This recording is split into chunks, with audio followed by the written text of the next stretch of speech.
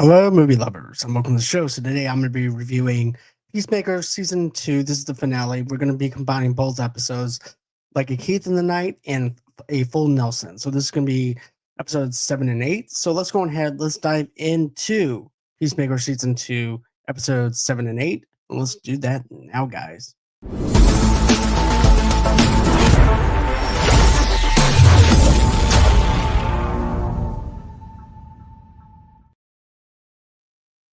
And hey everyone, welcome to the show. So it's just gonna be me today. So I just want to go on off the cuff and everything. I really liked Peacemaker season 2, episode 7. As far as that goes, I felt like that was more of a cohesive story. When you look down to the finale of this for episode 8, I feel like episode 7 is probably the perfect way to actually wrap up everything. But instead, we get episode 8, and we'll get into full Nelson in a few minutes. But let me just go on ahead and tell you the few things that I didn't like um episode about let me just tell you the few things I liked about episode 7. Sorry about that. Got a little tongue tied here. So I like how Chris is also blindsided by the whole entire deal of he's got everything back and his father's back, his brother's back, and he's blindsided by this town and about how racist this town is. Chris and I actually broke everything down in the last episode, about maybe a week or so ago. But it's just the whole fact that Chris is so blind to the things around him that he doesn't see the big picture. And one of them is the fact that uh, this town is racist. Not only are they racist, but they also worship Nazis. They also are worship of Adolf Hitler. So Chris doesn't even know what's going on around him. All he cares about is one thing and one thing only, and that is the fact that he's got his family back. He's got his brother back. He's got his father back. So little small details to him, he doesn't really care or notice it or anything like that. And up until you see, um, once you actually get to see Amelia come into the picture and it's like, hey, look, you need to look around. There's all this racist stuff that's going on. He goes, what do you mean? And he says, there's a Minecraft book on the table. Back when Hitler was in prison, he actually wrote a book called Minecraft: My Time in Prison. That's sitting on the desk as well. Then you also have the Nazi flag. Then you also have the neighbors also chasing down Amanda Waller's daughter as well. So there's a lot of racism within episode 7, and then Chris winds up flying himself out of the whole entire police station with Amelia Harcourt, and she winds up with Chris. And I love that moment of them on the motorcycle and her wrapped up around him. And it was just like that odd moment of like Chris finally got the girl he's been wanting, and it's not the girl from the dimension or anything. So I like the fact that Amelia Harcourt is actually the perfect woman for him, and it's not, and he doesn't have to go to another universe just to be with her. He's got the woman that he's wanting.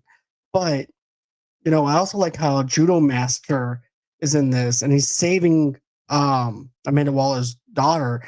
And I also like how once that winds up happening, he winds up helping her out of the swimming pool, and she's like, "Well, why are you helping me?" And he goes, "Well, I didn't think it was a fair fight."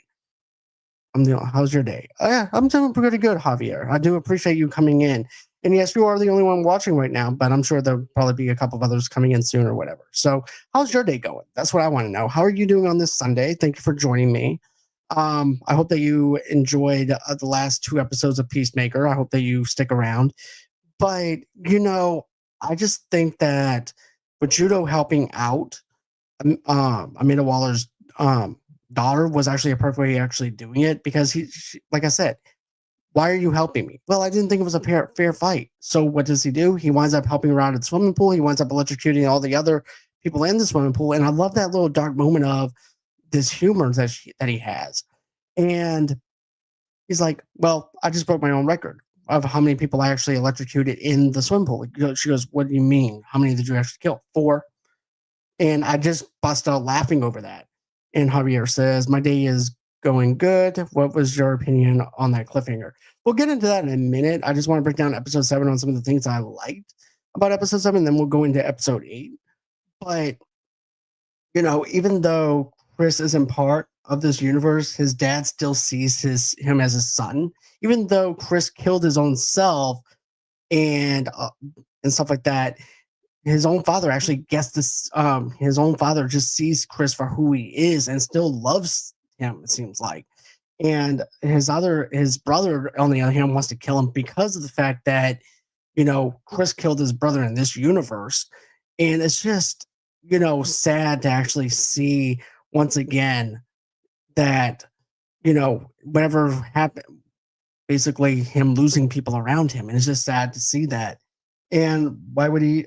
Then also too, also like how John is being tied up in that moment, and Eagly is walking around the kitchen and goes, "Hey Eagly, save me, save me!" And Eagly's just walking around the table, and then he's acting like he doesn't know anything. And of course, Chris's father's like, "No, you're going to tell us what's going on." And so, come to find out, it's a different that they're from another universe, and now they're trying to get Chris and basically Amanda Waller's daughter and everybody else back into the other dimension. And I thought that was actually pretty cool on how the father is like, look, we need to get these people out of here, while the brother, on the other hand, doesn't want to do that. He also just wants to go on ahead and kill Chris for what he did to his brother. And I understand where he's coming from, but at the same time, though, it's not going to bring his brother back. Even his own father said that too. What's done is done, and I totally get it. And then I also like how Keith wants to.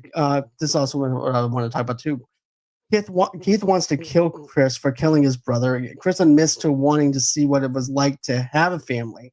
I do like how the father isn't racist. I do like the speech that Chris's dad winds up giving everyone before he gets killed by Vigilante. And I love that moment of him having this great speech. And it's about him being able to protect the city that he loves while also protecting the family that he loves. And then at that moment, you have something that winds up happening in the background, and Vigilante winds up stabbing him in the neck over and over again. And the plus side to that is at least Chris didn't kill his father this time. It was somebody else that killed his father. So Chris has a little bit of guilt because of the fact that whatever he touches, they want something bad winds up happening to that person. So I totally get it. I totally get the grief and the guilt over that. But I also like the layers that John Cena was able to give us within this episode, where he's seen this chaos around him, where everybody is focusing on violence and things like that. And, you know, and then whenever his brother is about to die and stuff too, he's like, what the fuck is wrong with us? What is wrong with the picture here? What is going on on a deeper level with us? And there's the pain, the emotion, and the crying. I felt really bad for Chris. I really have to say, John Cena did a really good job at pulling on the layers on that. And then after that, we have John Cena. Um, then after that, we wind up having the cliffhanger of where the door closes because the vigilante winds up kicking the door back to where you don't see anything else that happens within the aftermath. You have Amelia Harcourt, who was also going to kill Chris's brother, and but she doesn't because of the fact that everyone was coming in to bust in on them, and therefore she winds up going back over to the other dimension. But then it shows Chris's brother being going to the hospital and things like that. So it made me wonder, like, are we going to get him back in season 3 where he's hyped up on vengeance for Chris, or is he going to try and save Chris, especially with that cliffhanger? I do not know how they're going to go ahead and get him out of there. But it's going to be interesting to see. And I'm glad that your day is going good. Okay, so now we're going to get into episode 8. Okay. So this is what some of the things I have to say about episode 8, guys. So first, I just want to say John as Chris Smith and Peacemaker and Jennifer Holland as Amelia Harcourt have been great all season, and the moonlighting style and stuff like that. Well, won't they? The plot finally comes to a chaotic place here. Gunn, who wrote the whole season and is in back to direct the finale, finally takes us back to the night on the boat that we've been hearing about the past 2 months, where Chris and Harcourt apparently hooked up in the drunken moment that at least one of them has seemed to regret. Gunn always, as a master when it comes down to weaving pop music into his narratives, what reveals that the night in position saw the two. Sorry. Saw the two. And, I just like the whole entire deal of now we actually get to see what's going on with them. But at the same time, though, I feel like it's a little too late for that, in my opinion. I think that they should have showed us that earlier to give us more context with it. And then they put it into a finale, and it just feels like a post-credit scene that was just totally misplaced. It feels like an extended post-credit scene that we would see at the very end of a movie. And I think that that would have been better placed and let episode 7 be the finale and just put that at the end credits scene. But instead, we get it in episode 8, and it doesn't feel cohesive to me. It should have let us off where we left off with episode 7, in my opinion. That's why I have a little bit of a continuity problem with the season 8. But that's just my opinion, though. I just didn't care that much about this season finale like I wanted it to, because it doesn't feel like a season finale. It just feels like just another episode, and that was it.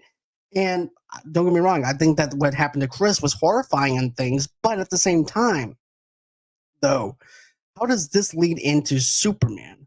How does this come about into the other DC projects as well? That's what I would like to know in the future as well. But I just think that that's one of the things I didn't like, was the fact that I think that one part should have been in episode 7, or it should have been somewhere earlier, to show us why Chris and her broke up, or what happened that night. But I understand that they're trying to give us context on what happens later on, because that's when Chris is like, wait, she's really into me, and things like that, especially when Amelia winds up telling him, hey, look, I love you. And then he has that hurrah moment in the hotel. But at the same time, though, I wish that they would have went on ahead and did like a little small flashback with it, and then he has that hurrah moment. But that's just my opinion. But with Flag's team going through different doors of this reminds me of Monster Incorporated, because they're looking for other dimensions and other places, and we don't know why they're looking for this, or the other dimension or anything like that. We're just as blind as the people that are working for Flag. But at the same time, though, they once again, it just feels like as a here and there situation. It's like, okay, why should we care even more about this? Because it's just like all of a sudden Flag just turns from being vengeance against Chris to wanting to find this dimension. And then we find out that he wants to put Chris in this dimension and arrest him. I just wish that it was just built on the fact that, you know, want to get vengeance on my son. And then he beats the crap out of him during the interrogation scene. And that's it. That should have, I thought that would have been the end of it. But no, he still is hung up on this whole visions thing. And I just don't think that actually matched up to what I wanted this to be. I think it's just the whole expectations and the execution of what I wanted it to be. And that's my fault for expecting something when it's already been happened. So that might be something that I need to maybe go back and check for myself. But that's just the way I'm looking at it. Um, Everything with this episode seems just to happen with no rhyme or reason. Then also too, then we have the doors, and this is what I want to talk about too. I love whenever they open up the door, and then you see this giant mushroom. You also see this Candyland kind of feel, and it reminds me of like Wizard of Oz, but it also has like a Candyland board game kind of doorway. I just thought it was kind of fascinating, kind of weird, but also too, you have all these other little creatures coming in at them and killing them. And then while that's happening, you have another montage later on where everybody on this team is getting eaten up by these monsters. And then you have Rick Flag and his team just celebrating over the paperwork, celebrating over everything, while there's nothing but chaos within this whole entire all the doors and stuff, and everybody's getting killed, and he doesn't give two craps about what's going on either. All he cares about is trying to find this dimension, find this other Earth that we can place other people in, and that's it. And he's just such a douchebag when it comes to that, because even John is witnessing all this chaos and everything around him as well, and it's just sad to see that they don't even care about the things that's going on around them. And even the people that once we find out that Rick is actually setting up a prison for metahumans, then even the people who he wants them to approve it, he goes, "Wait, you're just one step away from being Lex Luthor and stuff." They're like, "Why are you doing this?" Well, he might be a. Here's the thing: he might be a bad guy, but he has some good ideas. It's just that his ideas were flawed. I'm going to try and carry those out now, and they get it approved. But Rick is so tied into the fact of being on vengeance to the point where he doesn't see what he's doing. That's how I'm seeing it. But I just don't like where this episode was going the whole entire time. Then you also have this other scene that happens. Hold on. Rick wants to make a prison and call it Salvation and put metahumans in it because he tells Amelia Harcourt about Flag is making a prison, and they both quit Argus and they make their own called Checkmate with Bardo and Flurry and Judo Master. So my thing with that is the fact that I just think that it was like too much montage within this episode in itself that it pulls you out of it a little bit, because I think the montages are weren't there to actually do anything. I just feel like it was just there for being there. I just didn't like I just felt like the pacing was off with that. But then Lee is realizing that it's time to say goodbye to her partner, where it's not fair to be with someone that is happy while the other person is. So I like the fact that Lee finally has closure um with her partner. I do like that part because of the fact that why are you going to be with someone that doesn't appreciate you, and also too, why do you want to be with someone that also wants to make you change when this is who you are and nobody really sees you for who you are. So it's not fair for her partner to be happy while also Amanda Waller's daughter being miserable. So I understand that. I really like the closure between them two. Then you had the big mistake was getting John to distract Flag's team, which I thought was funny because they're trying to find a location of Chris, and I just thought it was funny because he's just coming off with off the wall nonsense about a football game, and then you also have the lobster that walked into a bar, and the bartender says, "What the fuck are you doing here?" So I like those comedic moments with John and him being awkward and trying to tell jokes, and while Amelia and also Red Flag's girlfriend is both trying to locate Chris. But I even have to agree with John on this. It should have been Hardcore that should have been doing the talking, because John is what he's good at. He's good at IT work. He's good at hacking. He's good at all that stuff. But he's not good with conversation. He's not good with telling jokes. He's not good at trying to distract someone. But I like the fact that he even brings it to their attention. Hey, look, I'm not good at this. It makes it even more funnier to me. And then you also have Chris blaming himself for people dying around him, but technically Chris didn't kill his dad in the other universe. It was Adrian that actually killed his dad.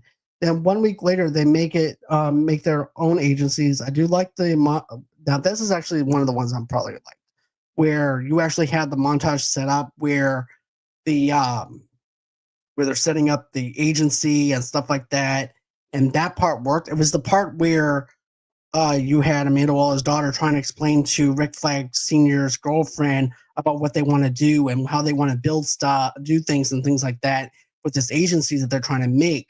That was the one thing that I wish that they didn't do. I wish they would actually give us some dialogue into what their plans are, even though we might get that later on. I just wanted a little bit more context without the montage, without the music and stuff. But I do like this whole entire deal where you have Flurry, you have Judo Master, and all them being part of this Checkmate agency, and Rick Flag being in the center of it, being represented with this agency. And then I do think that there's going to be consequences with Rick Flag working with Lex going into Superman. And I was like, well, how is this going to lead into Superman? And I was one of those people too. I know that I said that earlier, but I was like, how is this going to lead into the sequel of Superman?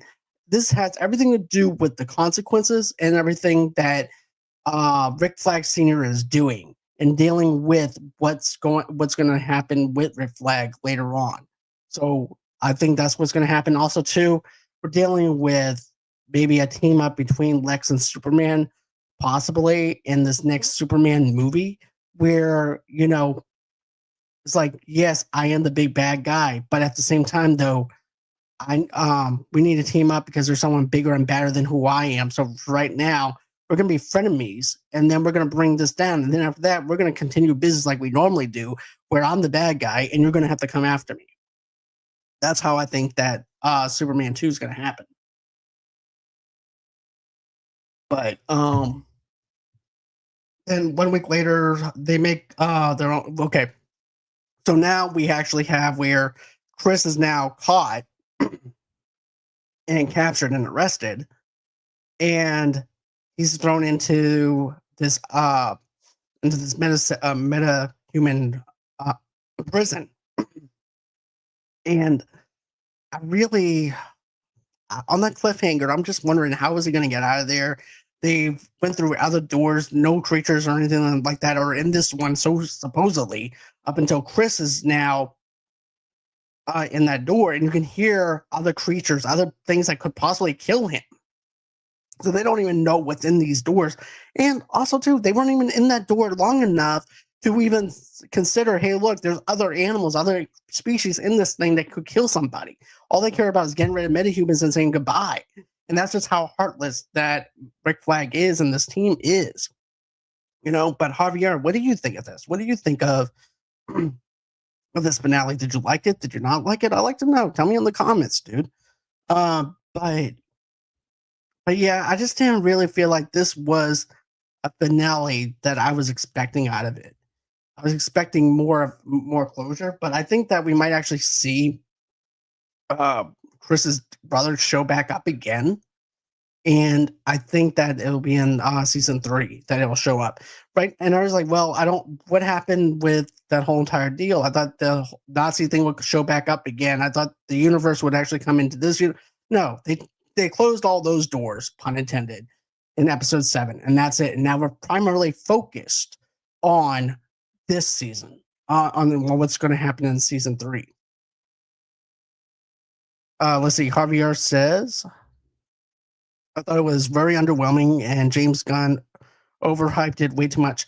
Yeah, I do agree, because even my friend Chris, who actually joins me for these after shows, we both felt the same way. We're like, where's the tie-in for this? I'm like, well, the only thing he mentioned was Lex, and we actually got that already. So there was nothing really to be excited about. And yes, I'm afraid for Chris, but at the same time, there has to be so much more to this than meets the eye. The finale felt so, let's see, felt so filler, and yet they were also rushing future plot points. I think they closed the door for everything that happened in that universe, and then focused on this other thing now. And I'm sorry, Chris just being stuck there in that cliffhanger wasn't enough for people to draw in to see what's going to happen next. I think there should have been something else. I think there should have been another big bad or something that happens at the very end, or some type of ripple effect that happens when you open these doors and have consequences within that. Because we actually had consequences in Superman where it had because everything that Lex did caused a ripple effect, put a hole in the earth. This doesn't have no consequences because of the fact that they have that portable portal thing that they have. Because Chris winds up giving it over to Rick Flag, thinking that was going to ease the tension off of him and admitting that he was wrong for using it. But no, instead, that made Chris even more of a bigger target. I just felt like it was just, I think we needed at least one more episode to really flesh out something. Let's see here. Javier says, this season lacked a big bad villain that Peacemaker and his gang could confront in the last episode. You see, even at the beginning of the season, right? I was wondering, I was even asking Chris, I was like, where's the big bad? Because there has to be some other big bad within this universe, especially when they're opening different portals to different doors and stuff like that. There's got to be something that gets out. But no, nothing gets out. Nothing happens. All it is Chris wanting to see his family again and realizing what he has in front of him and the friends and family that he has in front of him. and nothing can change his past. He has to look forward rather than backwards, and that's what this episode was about. The season was mostly about, was self healing and being able to accept things for what they are.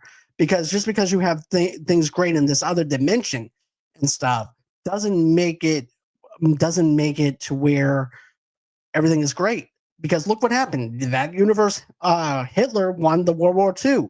You also have racist people in there, but also worse than what was in the Earth that um, Chris is from. No diversity within that universe or anything like that. So that made that place a lot more darker than what the Earth that Chris lives on. So you have that going on. But yeah, there was no big bad guy or anything like that. All it was self-reflection on Chris and realizing, hey, look, I have it bad over on the Earth that I live at, but it's not as bad as what's over there. Yes, I got my brother back, and I have my father back. But at the end of the day, what's at the end of the day and everything, why do I need to go on ahead and live here when I have all my friends that supports me back on Earth now? And that's just him just basically coming to terms with his own self and his own self-reflections and his own guilt and stuff. So it's more of like a psychological, uh, if you think about it, more of a psychological season for Chris to give us more from him and realizing, hey, what I'm doing, I'm still changing, but I have to still change one day at a time. It does not happen all the time. And I need to stop self-reflecting back on guilt, because guilt only gets me so far. Because if I wasn't feeling guilty, I would not be going on ahead and try to go into this universe and be part of something that I don't need to belong in, even though I have my family and I have that closest with that family. And I do like the fact that the father is not a racist in this universe, and I like that. I like the fact he was still trying to protect him, even though he's not his son. And in his own father's eyes, he sees Chris as his son. So I like that building that they did with him. And then you have Chris's brother, who's just bent on, like Red Flag is, on vengeance because of him killing Chris and killing himself, basically. But it was just I wanted more from this season. I was expecting a big bad. I didn't get a big bad, but still, I was like, I'm here for the ride. If this is where you're gonna give me, I'm gonna go with it. But yes, it's not as good as season one, but it's still okay. I felt like the very first couple of episodes was nothing but SNL skits versus it being a cohesive storyline at the very beginning. Yes, I laughed. Yes, I chuckled. Yes, I was entertained. But at the same time, though, I want to be fed something that I can actually really go on. Because all it was just an SNL skits the whole entire season up until you get to episode 6 through 8. And by then, it's like, okay, are people going to bail out now because of the lackluster of those 3 episodes? Or are they going to still stick with it even after the finale, or even with episode 4 or 5? See, okay, so let's see. Javier says season 1 felt like a standalone, while season 2 just felt like a building up for Super. Yeah, I do feel like it was building for Superman, because even James Gunn said that certain events within this season is going to build towards Superman. And I get where they're going as far as that goes. But yes, you had a little sprinkle of Lex. Yes, you had the metahuman prison and stuff. And that's it. There was not really enough to really say, how does this connect and correlate with consequences coming into Superman Part 2, other than the consequences of Rick Flag and the stuff that he's doing with the government and him trying to shun away metahumans. And by the time that Rick Flag's girlfriend, who's also a metahuman, comes to realize, oh, look, I'm actually screwing this up because of the fact that I'm a metahuman and he can get rid of me at any time. So by then the light bulb comes on, and by then it's too late, because Chris is over there, already has everything, not Chris, but you have Rick Flag, who has everything that he needs. Nobody knew why he wanted this universe or anything like that, why they were going through doors up until the finale. So it's just sad to see that happen. And now we're faced with the consequences of him working with Lex Luthor. And that's like the only thing that I can see that's going through Superman 2 as far as that goes. But What do you think, Javier? I mean, are you going to stick with it? What's your plan as far as wanting to see more of Peacemaker? Because I like to actually know that. And also, too, are you excited about Superman 2? Because I am still excited about Superman 2. It's just I want to know the context of the story and what they're trying to build and what they're trying to do as far as that goes. But I just think that this season finale just felt like another episode. It didn't really feel like anything I want. But I also like how the near ass kicking that Harcourt is ready to give that random dude outside the Big Belly Burger is thwarted because of Chris and how his outlook on life. Look at the moon, look at the stars, serves an illustrated why Harcourt might fall for the big lug between that and being caught up in the magic of Nelson. How could she not? Of course, Harcourt and the 11th Street Kids use that same Chris vibe to bring him out of his funk later in the episode when he's at his lowest and under the impression that he's cursed because all of the bad things that have happened around him. I believe in the miracles because of you. I saw an eagle hung a human. Adds Daniel Brooks, who plays Ads, and she cries, and it's not in a funny way. It's in a man. These guys do all love each other kind of way, but it is still comes back full circle. And I just think that they could have done a better job. Let's see here. If this is the last season for Peacemaker, I'm absolutely devastated. I could see them doing a checkmate or maybe a salvation series. I think that this is not going to be the last Peacemaker series. I think that we might actually get a Peacemaker series with a checkmate spinoff show of Peacemaker. That's what I'm kind of hoping for because I love Peacemaker. I just didn't like what they were doing as far as the finale goes. But so and then you also have I also like how the Nair ass kicking that Harcourt is ready to give the random dude. But yeah, it all comes back to Chris and Harcourt, the later of whom finally admits that, yeah, of course, the night of the boat meant something and meant everything. Unfortunately, not much else in this episode comes together as well as Chris Harcourt with Frank Grillo's Rick Flag Sr. really coming across as a kind of a mess of a character at this point. That I missed something? Why was he having a jolly good time with the rest of the staff of Lex Luthor's old command center while people that he worked for are working for him, and he's just having a good time watching everybody die around him. Let's see. Also, Peacemaker fell sidelined in the final episode for some reason. Yeah, it did seem like he was kind of sidelined so that way they can kidnap him and putting him into that other dimension, so that way other people can try and save him. That's how I felt because it's like, okay, we got to bail Peacemaker out of jail. They bail him out of jail with Adrian's money. And then once they bail him out of money, it's like, oh, snap. Now he's kidnapped. Now nobody knows where he's at or anything because they have no way of tracking him because he's in the other dimension. No one's going to give him up. No one's going to say where he's at. So I wonder what's going to happen with that. I do feel like that he was sidelined. He was just a thing that brought us up to the finale, and that was it. Um, but yeah, here's the thing. I want to say something good about the finale, and I'm hoping that I'm not being too critical or anything. It's just it wasn't what I wanted.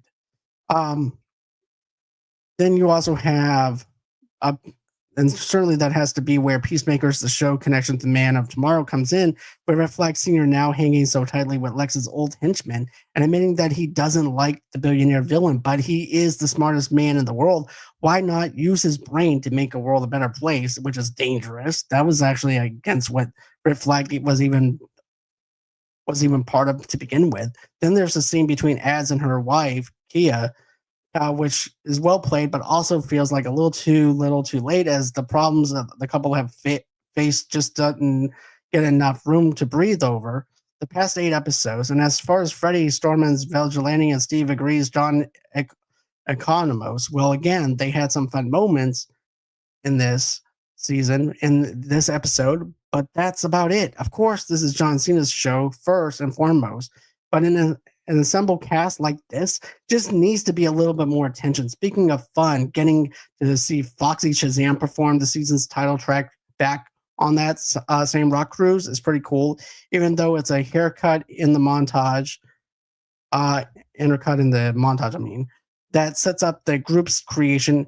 Checkmate the new super spy org that they're going to be running. They said, I'm not sure that I've fully followed the thread that led to the decision to just up and launch their own covered ops groups.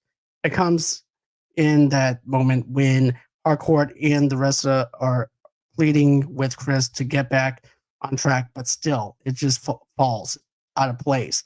And while we didn't go back to the Nazi planet, like I mentioned, at all this week, or get to visit from David Didsman's Kate Smith, we have to assume this isn't the last we've seen of that character. It is a bit of a letdown that this particular story is left so open-ended here, and also that Guns didn't grace us with the last big action scene this week. Instead, Chris being stranded by Rick Sr. on Salvation has to pass for our big QUC twist, and there's no denying that the prospect of Chris having to fend for himself, castaway style, with nothing but the Foxy Shazam shirt on his back, is entirely as an enticing setup for season 3. But the whole season, I just feel like it has good moments, but it's not the strongest season. So there you go, guys. But that's everything that I have to say as far as the season goes. But guys, if you guys are watching or anything like that right now, tell me what you guys think. Did you like this season? Did you not like this season? Do you feel like this, like how Javier and I feel about this right now? Tell me in the comments. I would like to actually know what you guys think. Javier, thank you for commenting and just being interactive, because I love doing this and I love interacting with you. Is there anything else that you want to touch on as well? That's what I'd like to know too. I'm going to stay on here a little bit. Also, Peacemaker fell so. Okay, so I think that's everything I wanted to cover. If there's not any other questions or anybody else in this live chat or anything, I'm going to go ahead. I'm going to close out. But I hope everybody has a great and safe Sunday. Don't forget to smash the like button, subscribe button. Also, too, we're going to be doing a live review of The Faculty coming up. So we have that going on. I also have a villains bracket coming up as well. So everything is out on the YouTube community post. So go in and check out the schedule over there. And always until next time, guys, have a great safe day. And thank you again, Javier. Thank you so much for commenting and all that other good stuff. I do appreciate it. And always until next time.